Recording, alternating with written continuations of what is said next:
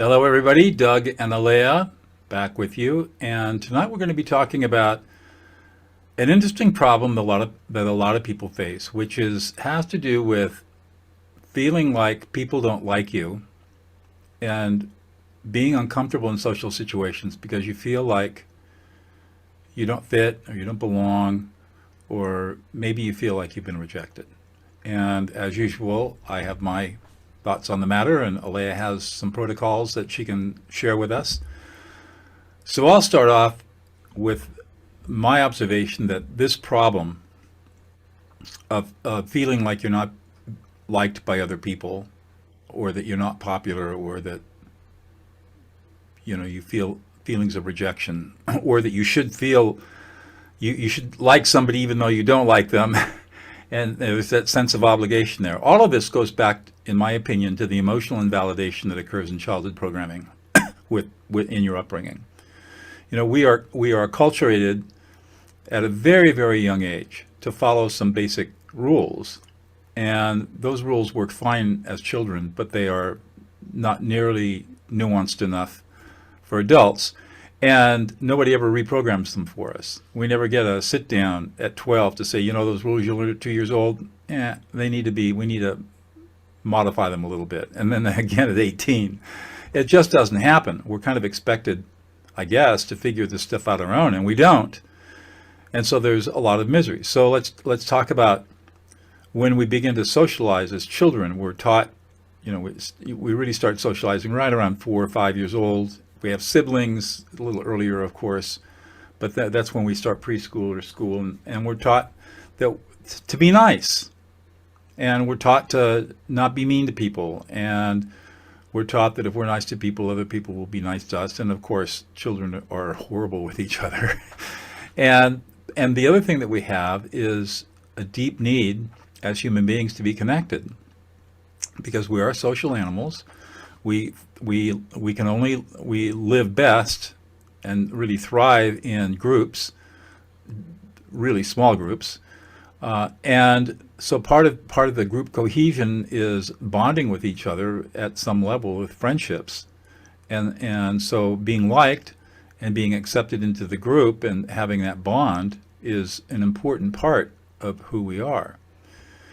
So if we don't feel the bond, we feel disconnected, we don't feel part of a group, that creates distress and anxiety and fear and shame that then gets us into the vicious cycle of lack of self-esteem, lack of confidence, lack of social skills, which further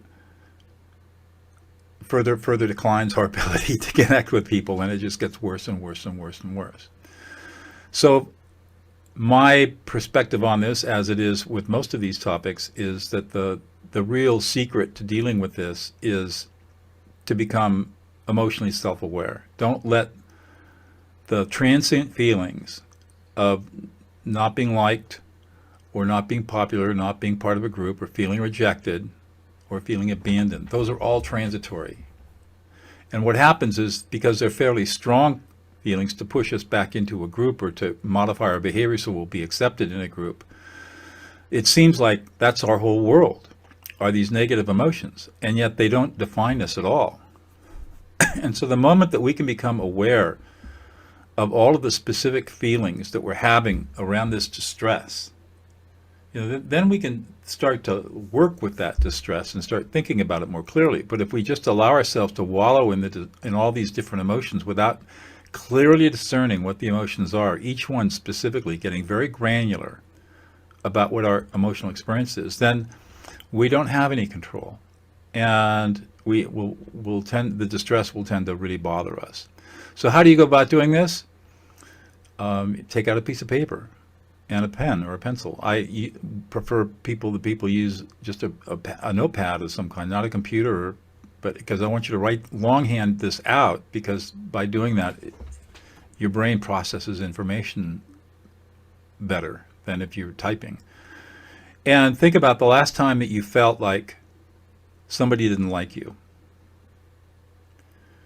Now write down what were all the emotions that were associated with that. And you might have anger, frustration, confusion, anxiety, worry, sadness, maybe grief.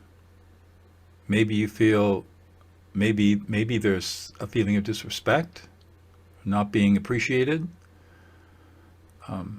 You could feel shame and humiliation. So write down all those words. Every word you can think of to describe all of the different emotions that you experienced when you felt like you weren't being liked. And just read them to yourselves. When I was not liked, when I felt disliked, I felt shame, humiliation, whatever they are. Just read out the list and just read them out loud. And by doing that, you're going to help your brain process the emotional experiences you've had, and it will lose its sting. It will lose its power. And so the emotions just become emotions, and they no longer will define you. And then the next time you find yourself in a situation where you don't think you're being liked, you think you're being rejected, just go through the list and say, right now, I'm feeling rejected. I feel sad. I feel embarrassed. I feel shamed. I feel left out. And I feel lonely. And I feel hurt and sad that this is happening to me. And just by doing that, you calm yourself down, and the emotions lose their power over you. And now you're able to think about, well, okay, so what's really going on here?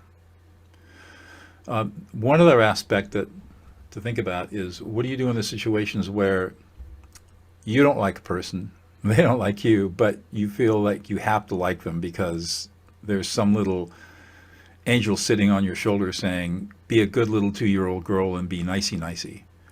Or a little boy, be nicey-nicey. You have to be nice to everybody. That's what mommy taught me, so that's what I have to be. Well, that's childhood programming. You don't have to like people. Doesn't mean you have to be mean to them or cruel or rude, but you don't have to like them. And if you don't like them, you don't like them. You don't have to associate with them. And if they're in your presence, you can be civil and respectful and graceful. But I give you permission not to like people you don't like. You don't have to do that. So don't. And don't feel guilty over the fact that I have all these shoulds hanging over my head. I should like them. I should be nice. I should. No, get rid of those shoulds. Just accept the fact that the chemistry is not there. You don't like this person. You can tolerate their presence as long as they're civil and respectful to you, and you are civil and respectful and graceful to them. But don't feel compelled to like somebody you don't like. That rule just doesn't work. It works fine for socializing a 2-year-old, but it does not work for an adult. Well, and I'm just going to dive into that one just a little bit. So if you meet somebody and you don't like them, explore the idea, especially if you're an empath, that you're feeling actually how they don't like themselves. And so to have discernment, that is it that you don't like them, or is it that you're feeling how they feel about themselves? Yeah. I think that's really good, and you can dive into that a little bit more. So again, all of this, when we're talking about social relations between people, remember it's all emotional. There's no logic here. There's no reasoning. There's no rationality. But human relationships are all emotional because humans are emotional. And the more you can master your emotions and develop your emotional competency, the less these kinds of things will bother you or create stress for you. And the more fulfilled life you can lead. And I'm a testament to that, having worked on these skills over many, many years, that I'm enormously happy with my life. And I don't have to deal with people that I don't want to deal with. I can be nice to them, but I don't have to deal with them. And I'm a bit of a curmudgeon anyway, so I'm happy to live No, you're not. on our little piece of 10 acres in the middle of the Sierra Nevada and just be by ourselves. It works great. Well, you are a true introvert as well. I am a true introvert. That's correct. Yes, that might seem strange to people because I am eloquent and I speak well and I write well, and I do have a public persona, but clearly I'm an introverted person. I don't get my energy from being around people. Being around people takes energy from me. And that's really what the definition of an introvert is. Well, and you also are of service, but when you are an introvert, it's important to honor it as well. So sometimes we're extroverts and some people are a bit of both, extroverts, introverts, but really be discerning of where do you pull your energy from? Is it when you retreat and you restore, or when you go out and socialize? That's going to be more of the extrovert. Right. But not to get off on that topic. Should I dive into the Dive into, aspects, yep, energetic aspects? Yep, dive into the energy. So with socialization and insecurity, anxiety, fear of judgment, being shamed when you're interacting and engaging with people, maybe you had lunch with somebody or you went to a dinner party and you wonder, oh, I wonder what they think of me.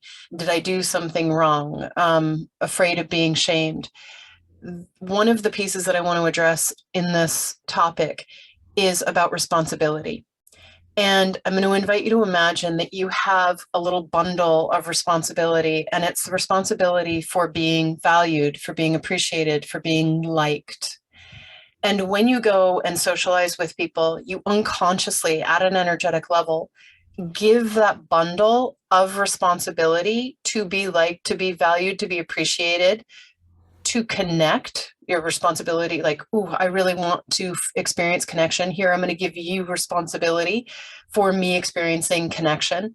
So when you give these little bundles of responsibility for your needs to other people, you immediately move into the zone, the vibrational zone of the victim. You become disempowered. And as soon as you give responsibility away and you move into that vibrational frequency of the victim, you're now going to experience anxiety, insecurity, self-doubt, self-judgment, fear of shame from other people, judgment from other people, because you're in your own judgment as well.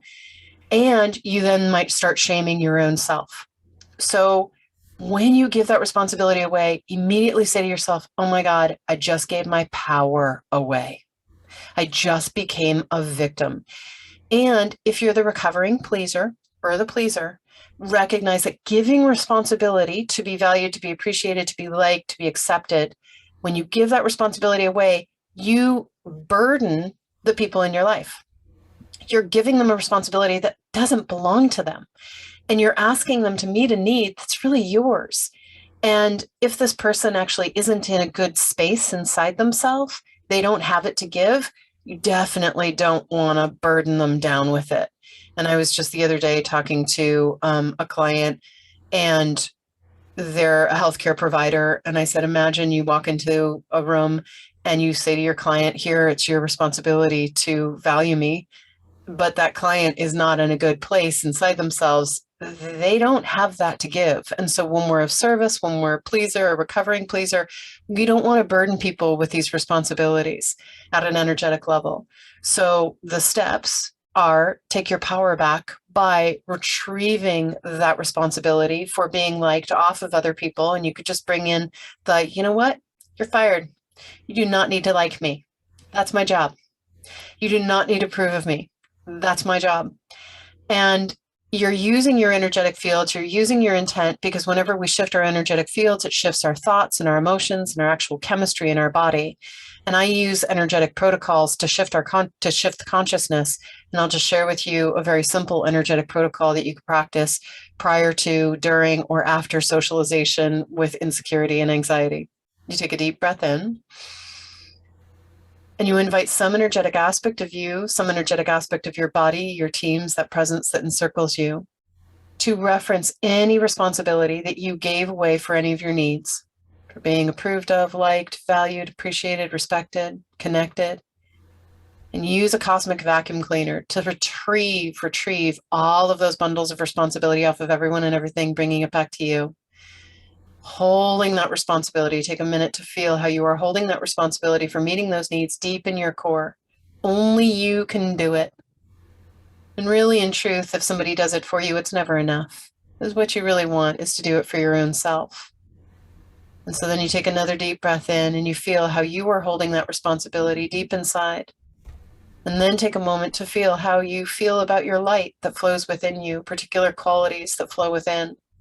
To value that, connect with that, appreciate that, respect that, and recognize that the people that you're interacting and engaging with, they might not love themselves.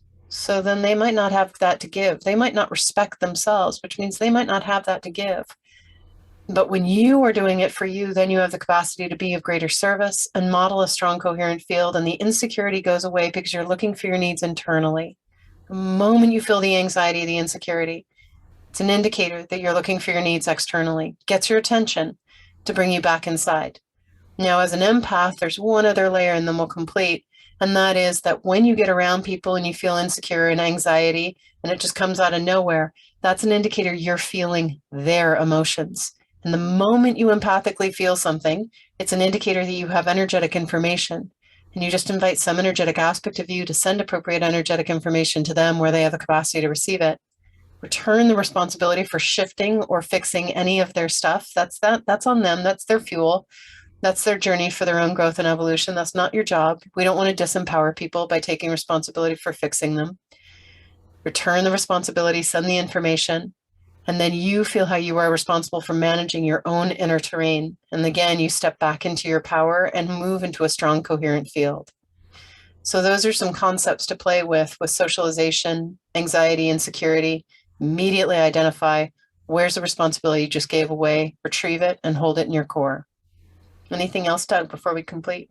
I think that's sufficient, Alea. Okay. Thank you very much. Have a great night, everybody. We'll see you everybody next time.